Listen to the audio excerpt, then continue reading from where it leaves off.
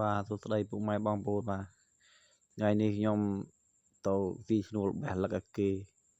បេះខ្មែរយើងបងប្អូនខ្មែរយើងដាំ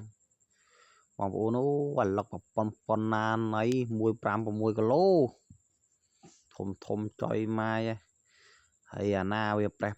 បែកយើងយកមកផ្ទះហើយកូនហូបបានទៀតហើយមករួមវិញបងប្អូនហើយផ្លែដូចគេចាក់គោហ្នឹងហ្មងលេងបេះមួយថ្ងៃហ្នឹងបាន6ឡានជាង6ឡានហើយ1ឡាន4-5តោនបងប្អូនគិតមើលអាលឹកផ្លែយកគ្នាហ្មងណាមិនលេងសើចផ្លែផ្ដាំហ្មងដល់ផ្លែប៉ុណ្ណាណៃនេះវត្តវីដេអូខ្ញុំធ្វើមួយថ្ងៃវាស់ងាយនេះ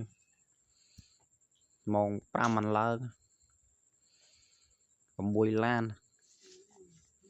ផ្លែបងប្អូនអូផ្លែដូចគេចាក់គោប្រួយនឹងបាយចិត្តមកនេះណាលក់ណាទិញណាលក់ម្ចាស់គេទីឈ្នួលគេបងប្អូនមើលនេះផ្លែដល់លឹកកាសក់ហងអីហងហើយអាក្មេងតាមទៅទៀតតាមទៅធ្វើអីតាមទៅលេងតែហ្គេមទៅដើរទៅពេញតែព្រៃអាលឹកការអាលឹកទៅធ្វើទៅទុកអូវាមកម្រាក់វាអត់ព្រមមកគួយលប់អត់ចេះតែមកវានៅដើរហាលក្តៅដែរណាមួយថ្ងៃវាស់ងាយតែហ្នឹងផ្លែដល់បងប្អូនប៉ុនក្បាលខ្ញុំបាត់ហើយណាដល់5-6គីឡូមួយដល់កណាបងប្អូនណាផ្លែដល់មិនតិចហាត់ណាចការគេមិនតិចហាត់ណាហើយកាលឡើងមកប៉ុណ្